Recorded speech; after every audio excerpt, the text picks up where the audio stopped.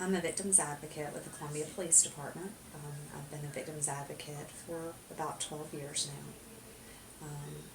And my name is Jan Nobles, and I was asked to talk about domestic violence. One of the questions that I was asked are the most common ages that domestic violence occurs, and I have seen it in all ages. There's not necessarily a common age. It happens with the elderly, it happens with middle age, it happens probably a little bit more prevalently with younger adults in their 20s and 30s, especially where children are involved. Sometimes differences in parenting styles or differences in expectations in the home can lead to it. Um, I've seen a lot of situations where domestic violence is reported more when a divorce is coming for custody type situations, where it's reported more frequently during those situations. Um, it, How would you say it affects males and females? uh, there are some similarities and there are some differences. Usually, there's a lot of embarrassment. Males are less likely to come forward because they don't want someone to know that they were beaten up by a girl, essentially. Females are less likely to come forward for a different reason because they're embarrassed and they don't want other people to find out about it, or they're still concerned about what's going to happen to him and what will the outcome be. Will it give him a criminal record? Will he lose his job? Certain convictions prohibit people from carrying firearms, so that can, cause certain people to have problems with their jobs depending on what they do. Um, Again, kind of going back to the males, and times that I usually see males reporting is when there's a custody issue involving a child, and that's usually when they're more likely to come forward. But it definitely happens on both sides, with males and with females, assaulting each other. Um, it, I would probably say that it happens more to females, where a female is the victim. Just historically, the female race is or the female sex rather, is you not as physically strong, and they're easier to dominate physically. But it definitely happens. Both sexes become victims of domestic violence. Okay. And how would you say that, or there are ways to prevent domestic violence?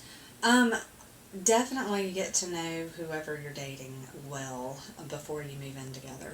Don't let that be a rushed type situation, especially if children are involved.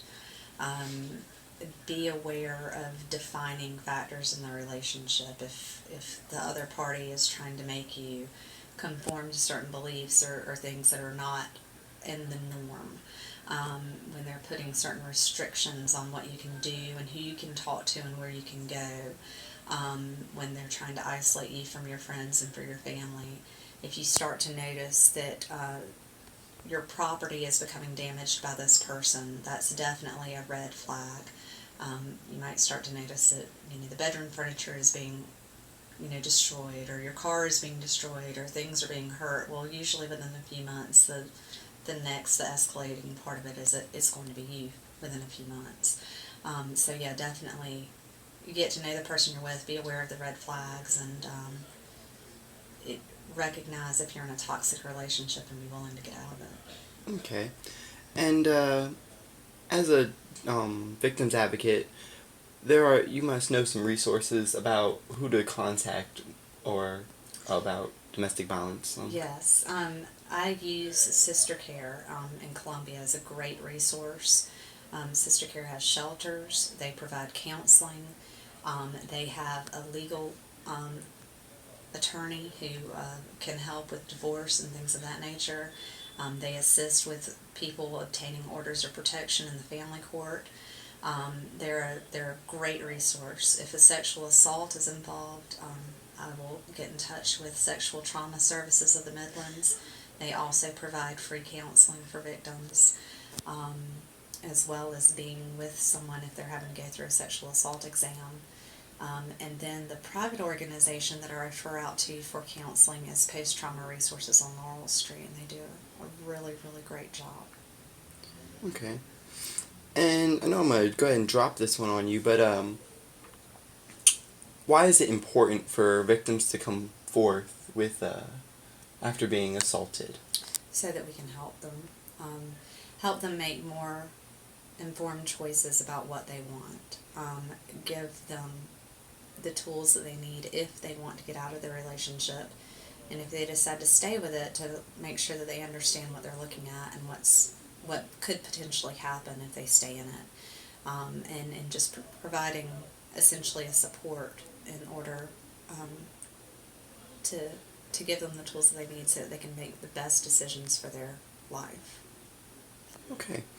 Again, this was Miss Jan Nobles of the Columbia Police Department, a victim's advocate, and I thank you for talking to us today. You're